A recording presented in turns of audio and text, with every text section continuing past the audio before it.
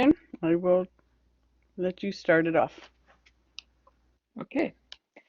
Good morning, everyone. Welcome to this workshop on ICCB program review. My name is Kurian Tharakunnel, Executive Director of Research and Institutional Effectiveness here at Triton. Along with me, Marilou, you want to go ahead and introduce yourself? Sure. And I'm Marilou Murphy, and I am a Senior Research Associate in the Institutional Research Department with Kurian. So what we are going to do today, we basically want to give you an idea about what's ICCB program review. So the agenda is first 5 minutes. I'm going to give you an overall overview of the entire process. Then Marilou will take over and go into the details of the process. So let's start with the overview. ICCB program review is actually something mandated by Illinois Public Community College Act. It says every academic instructional program has to be reviewed once every 5 years. So that's there is that requirement. But the important thing is this is an opportunity for us, everyone involved with any of these programs, to answer the question: are we really offering quality programs that meet the needs of our community in a cost-effective way? So that's the question we are trying to answer through these reviews. And of course, these reviews will help us in planning these programs and providing opportunities for improvement. So program improvement, if you want to take corrective actions, this is the time to think about it, make changes. So all this feed into that planning process. Next slide, please. So what's the process? Since institutions have many programs, ICCB has actually divided the entire review into 4 areas: career and technical education, academic discipline, cross-discipline areas, and then student and academic support services. These areas, the programs under these areas are reviewed in a period of 5 years, and the current cycle runs from 2017 to 2021. So that's the cycle we are in. So ICCB has a schedule which states what programs under these areas going to review each year. So we're going to look at that schedule in the next slide. So then, as you can see, from 2017 to 2021, there are many programs covered, and we are in FY 2020. So we are going to focus on this particular year and look at the different programs that's going to be reviewed in this year. So our academic discipline, we are going to review humanities and fine arts, and under student and academic support services, disability services, counseling and advising, and library, and cross-disciplinary instruction, it's adult education, including ESL. And CTE, there are many programs going for review this year. We have listed a few of them here. So these are the programs under review this year. We are going to talk further about the details of this review process. So I'm going to hand it over to Marilou, who is going to talk about the detailed process, the templates we have distributed, and the data we have distributed. And Then we are going to answer any questions you have about the process, the templates, or the data we have provided, what data you may need, or if you have questions about further data, how we can provide, what support we can provide, we should be able to answer all those questions. So Marilou, you can go ahead. Sure. Thanks, Kurian. And hi, everybody. So I like to start this discussion just with the thought process that's involved with these reviews. And they follow the structure of the templates for each of the areas. So basically, we first look at the previous review. And in our thought process, we're going to say, what did we say we were going to do 5 years ago? And then we can answer the template with the questions. And this is based on the last 5 years of activity.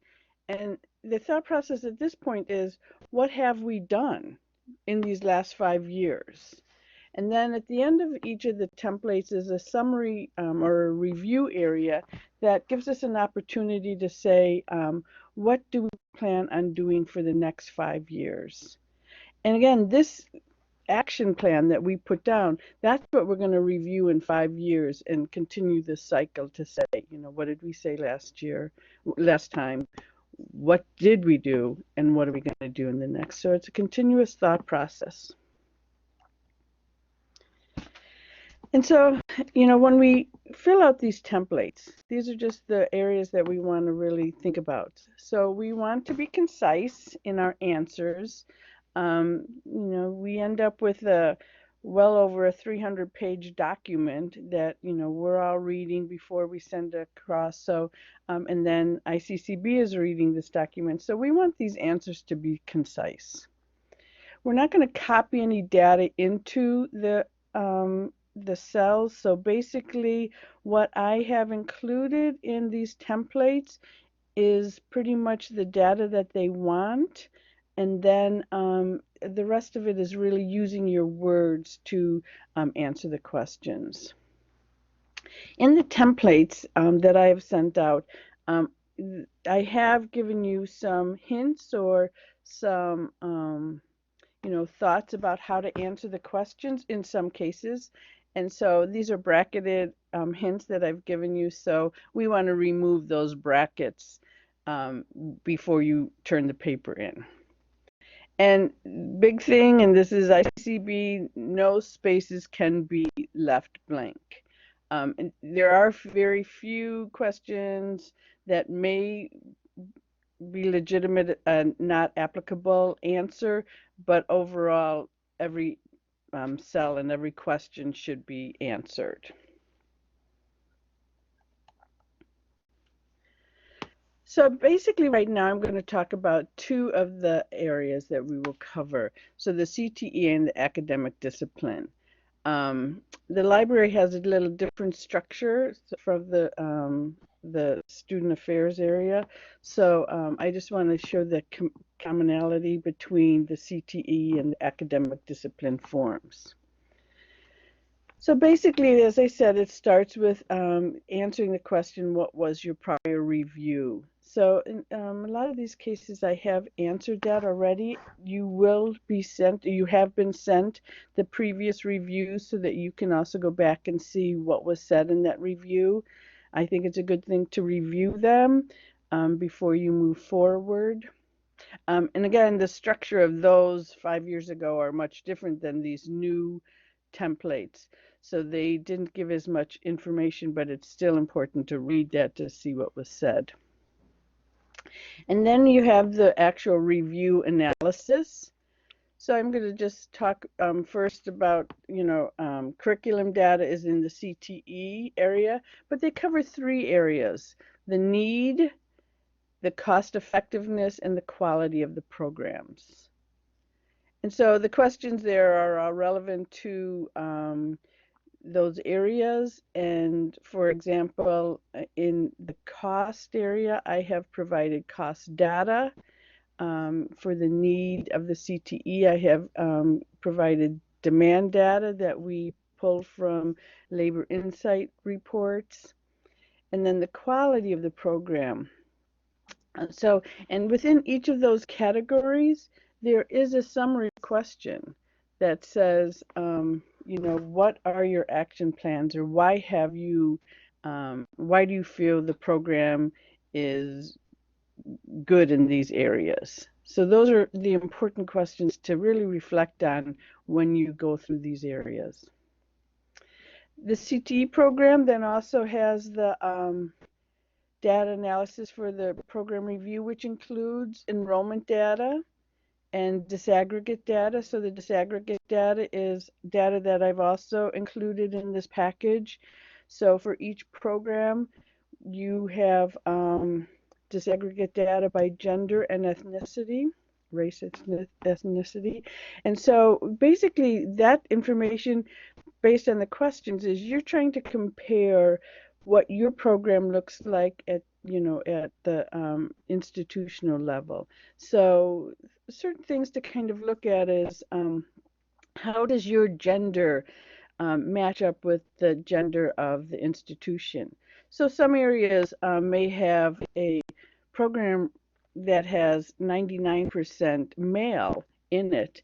Well, if you look at our gender, say the 55-45 male female male ratio at institutional level, if your program is 95% male, then that's what you're going to kind of look at to reflect, to say, we could be presenting this program to more females. And so that's kind of an action plan. So those are the areas that you want to look at with this disaggregate data. The same would go true with your ethnicity. So that disaggregate data gives you institutional percentages and then your percentage per program, and then you can do some reflection on that.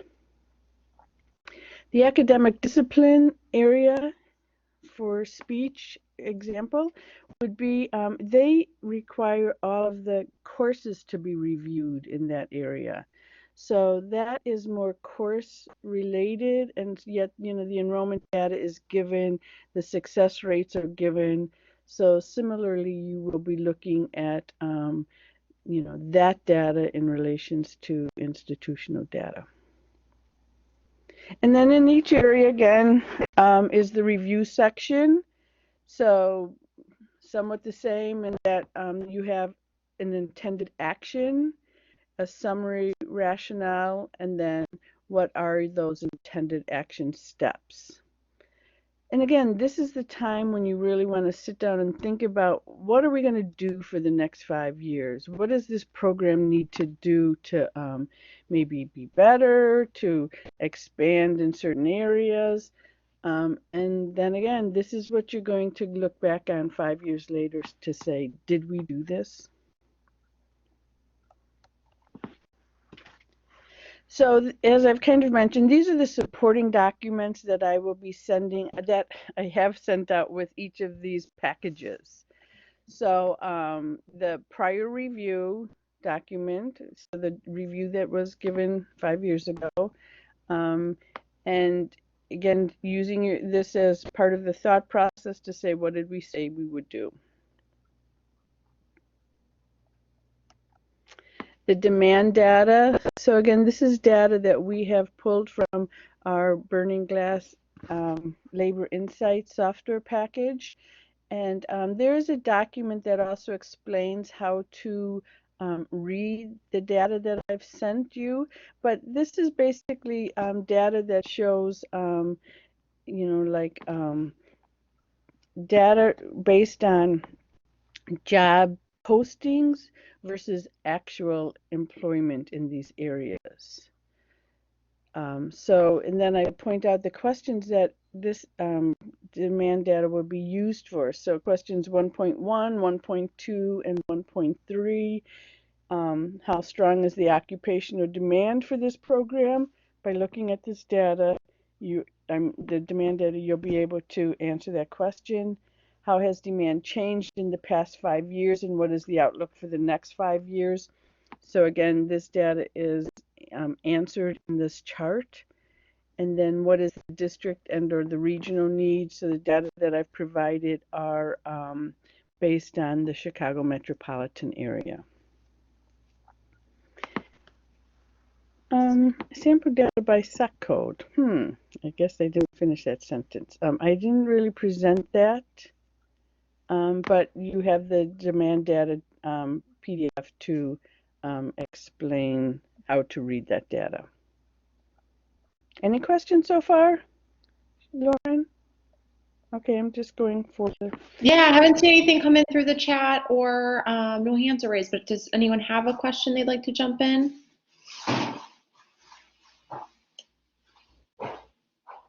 Looks like we're going to keep going, Marilou. Okay, sure. Thank you. Okay, so then this is the chart that the demand data, how to read this demand data. Again, I realize you can't read this, but it's just broken out in sections. And so we basically use this section 3 shows us the number of jobs posted versus the number of employed. So you can start to look at that and get some idea if the jobs posted is a large number and the number employed. So you can get a feel for whether there's, movement in this area. The change in employment, again, this is a year-old document, so I don't believe we're looking at 2016, but the data that you received in the package is the current data. And it will also show, the change in employment versus the projected change. So how has it been so far, and what is the anticipated change? And then it goes into the salary information. So in section 5, we have the mean advertised salary versus the actual salary.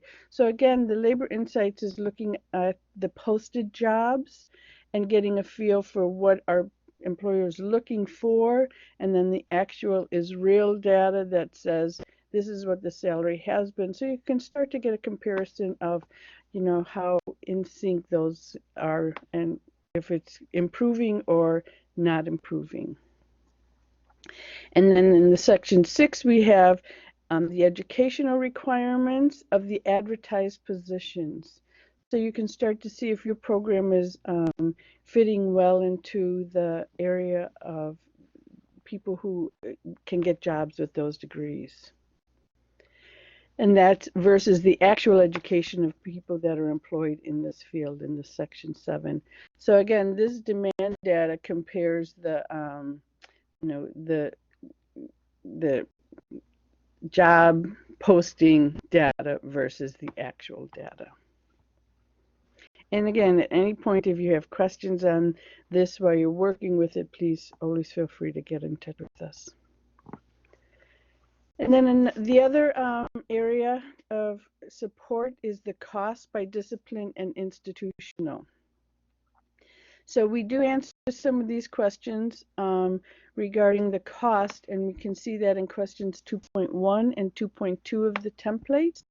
And the questions are, what are the costs associated with this program? And then how does the unit cost compare to the college average? So you can talk about the revenue and the cost and the credit hours in the 2.1 question. So that's really looking at your program and the revenue and the cost.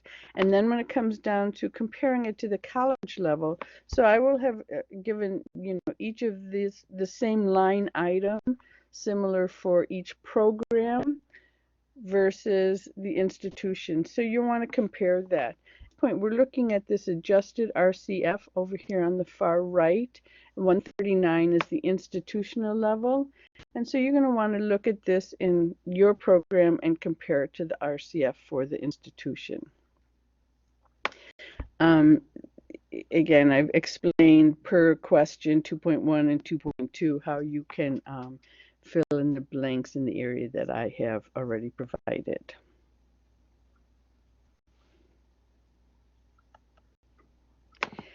And then also in the cost, so here's an example. So I have in the template said the department costs were, and the revenue was, and the institutional effectiveness of the program is. So therefore that, I've given that template information, and then you can just look at your line item and fill it in, as well as the adjusted cost. And then the statement for 2.2 is the college uses relative cost factor, the RCF, to compare programs based on revenue generated over cost per credit hour. And then you will just need to fill in your department RCF, and it shows that it's then compared to the institutional RCF. And actually, these numbers are from last year, so just note to look at your value that were provided in the packet. And I also talked about the disaggregate data, how you're going to use it. So the supporting document shows the institutional data by gender, counts in percent, and then the gender by curriculum code. And the same is true for race, ethnicity at the institutional level and at the curriculum codes. And the question that is asked in the template is, were there any gaps in the demographic data? So this is when you're going to really look at your program as compared to the institutional data. And as I use this as the example of gender, so, if 95% of your program is male, it may not be an action plan that you want to aggressively pursue females or something, but it's still something for you to be aware of, to say, this program is not really representative of the institution. And then another question, are the students in this program representative of the college? Again, that's why we're going to look at the college level. And then, are the students in this program representative of the district? So I've also provided the district gender and ethnicity. So again, this is the point that we're really saying, is this program reflecting what our college and district look like?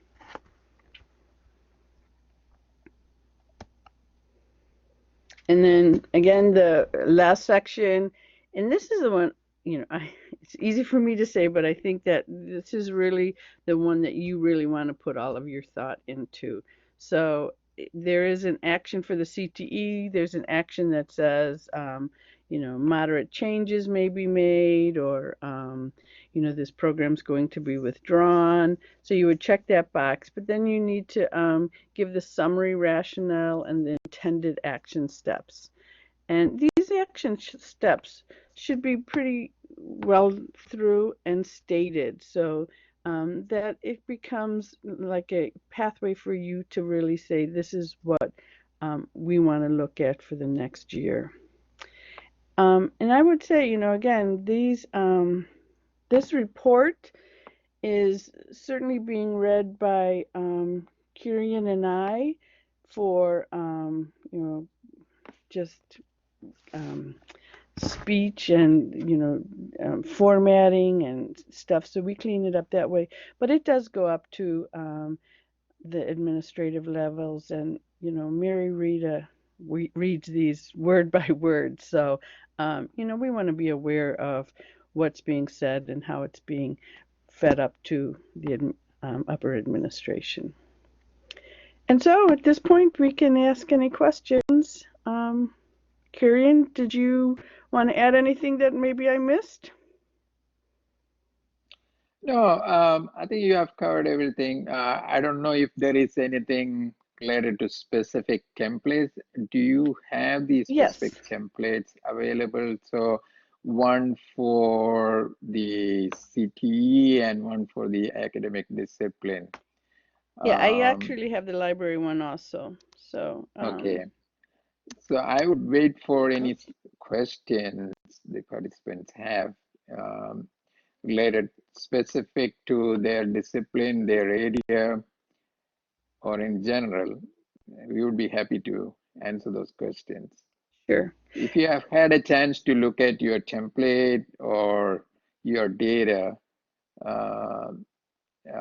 certainly we can answer any questions related to that. Did Christopher sign in? Yes, he's here. Okay. Yes, I did. Yeah, Hi, Christopher, welcome. I just had pulled up the CTE program first, so I will step through this. I'm not sure if you've had an opportunity to look at it, but this is the CTE, format and template, and just to start to see it. So these are the areas that I have filled out, and the questions are all on the left, and the answers are on the right. So therefore, you'll see something like this that says based on the 2015, which would have been the 5 years ago, review the report, the past action was reported as. So you would go into the last review and see what it said at the end of that report. Maybe it would say, continue with moderate changes. And so this first section is really the previous area to review. What did we say we were going to do, as well as adding current information like what are the program objectives. Then within the review analysis section, as I said, we'll talk about the need. And these are the commented areas that I have thrown in here that says refer to the demand data for this, and then remove this bracketed comment, not to sound like it should automatically be removed, but it hasn't been, so I guess I added that. And so this is really the hints that tell you where to go. In this case, it's not a bracketed comment, and it says what labor market information sources are utilized. So it's not bracketed, and so therefore it's kind of an institutional comment. You're always able to add more comments to this area, but as an institution, we're saying Triton College uses burning glass data for the Chicago metropolitan area to determine program demand. If you use other things, you can expand on that. The second indicator for this area is the cost. And again, you can see how I've made these statements and just asked you to fill in the blanks based on the data that I gave you. So these have been combined. So as the three questions are asked here, these three questions are answered here. And then the quality area. So again, I don't see any new type of formatting here. Okay, I always like to throw this one in. What innovations that contribute to quality or academic success have been implemented within this program that other colleges would want to learn about? I like to just say this is a good opportunity to brag about your program and what innovations you have added to it.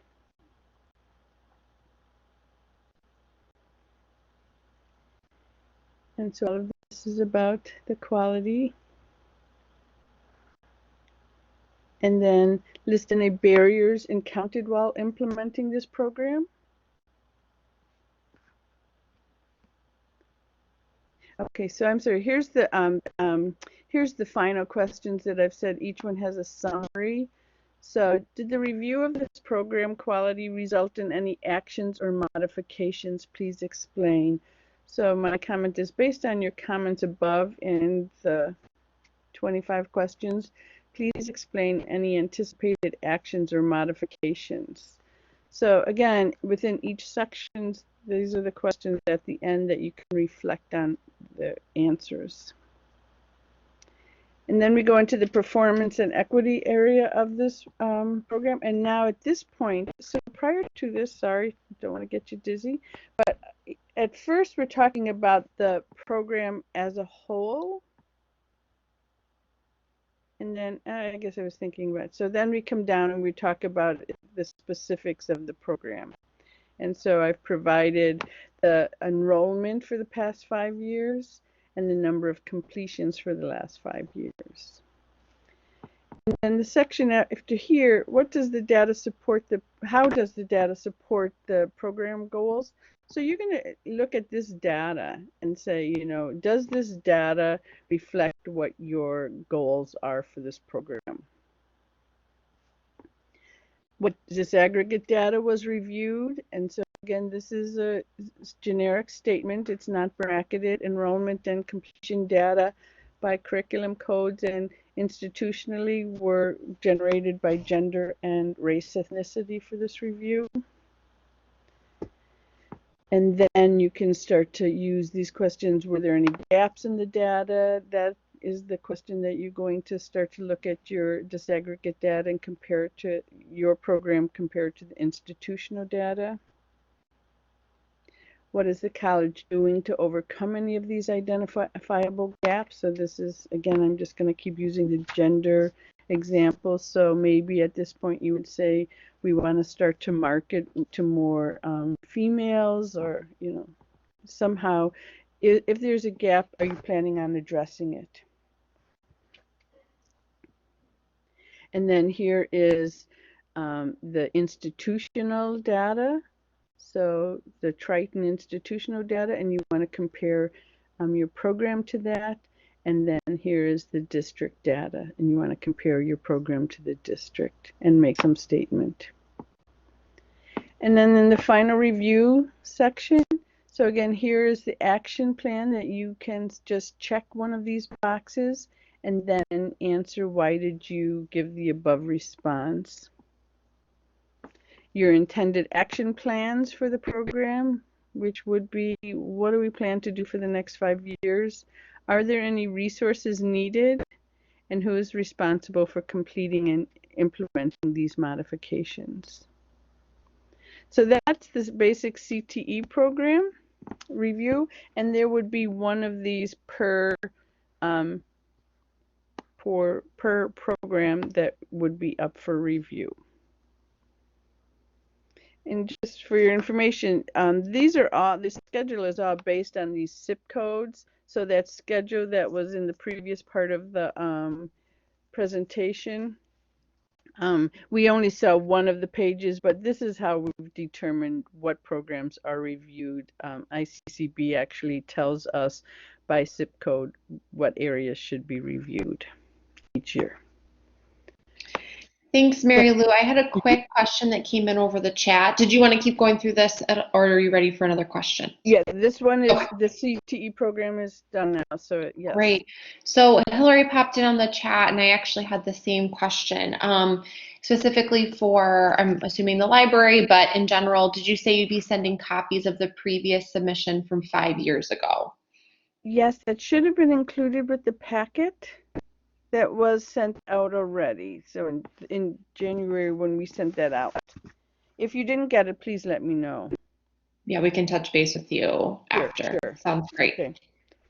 Any other questions? Yes, thank you.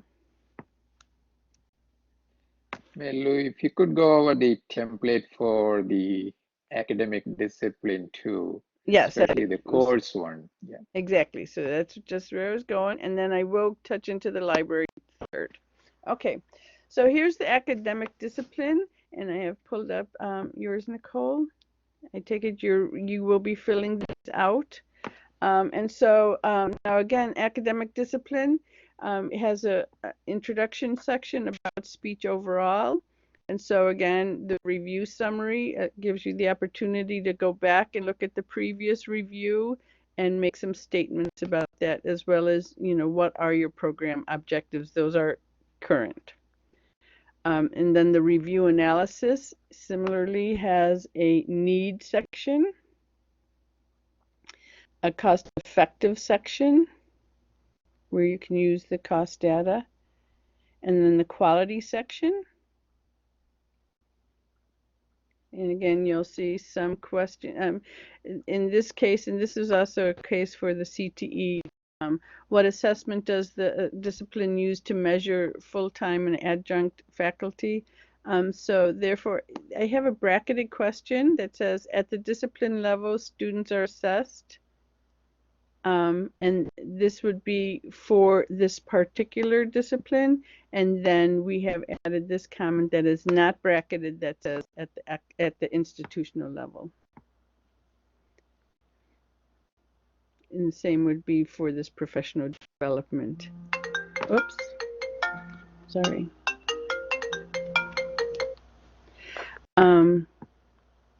And then now this is the area, so each course will be evaluated within the academic discipline. So you'll see the course, and then you'll see the data that we presented, which is the number of students enrolled for the last 5 years, the credit hours produced for the last 5 years, and then the success rate. So the success rate is based on a percentage of C or better grades, and that does not include withdrawals. So again, here's the statement that says excluding withdrawals and audit students. This section about the IAI and the Form 13, if they were an IAI course, that information should be loaded. But for those that are Form 13, I will be presenting that and getting that from Susie. So that is not filled out in this form. And so we'll take care of that. So then again, how does the data support the course goals? What disaggregate data was reviewed, and were there any identifiable gaps? And then the summary section. What are the intended steps for this course? What was the rationale? Do you need any resources, and who's responsible for completing that? And then you'll see you just go on to the next course. So all of these courses should be provided that need to be reviewed.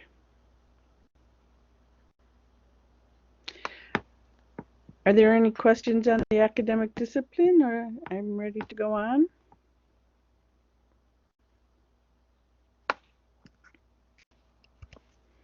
And then finally, the last template is the student and academic support services, and I'm using this example from the library, which is this year. We have 2 other topics that will be covered this year also. So again, in a similar structure, we start with the program summary, what the previous review was, and what were the intended steps that were mentioned in the previous review. And okay, so this is, see how short that is? So basically the program summary, and so this is your prior review would be here, and then what are your program services strengths, and what are the reviews. Now they used to make a statement that this document should be 4 to 8 pages long. They've kind of removed that statement this year, but it should be a pretty robust review. And then what are your intended action steps based on the review? So again, the questions may not lead you to a lot of thought process, but you know, this is the time that you want to just really review and be as robust as you can in this review. If I can add to that, though the template doesn't ask for any specific data for student and academic support areas, it's, if you have some data, or if you certainly you can work with research on getting some of the data related to your area.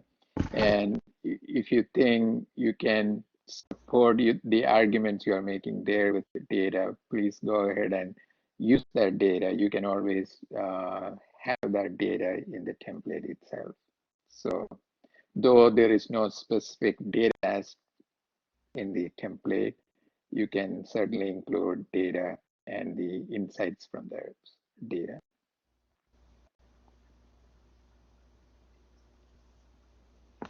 Great, thanks, Karen. Okay, Lauren, I think that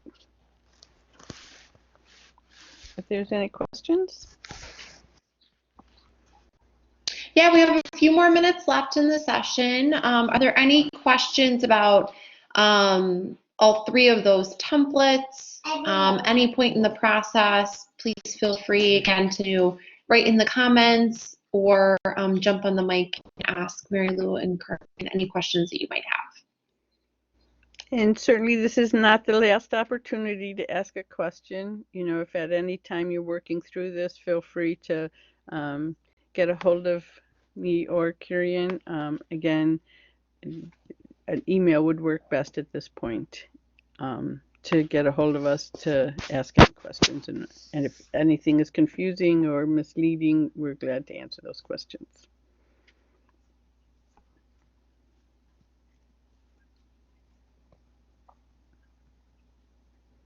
Quick question about that, Marilou. Is research at Triton the best way to contact you? Yes. Yeah, Mm-hmm. research at triton.edu. Yes. Great. Okay. Thank you.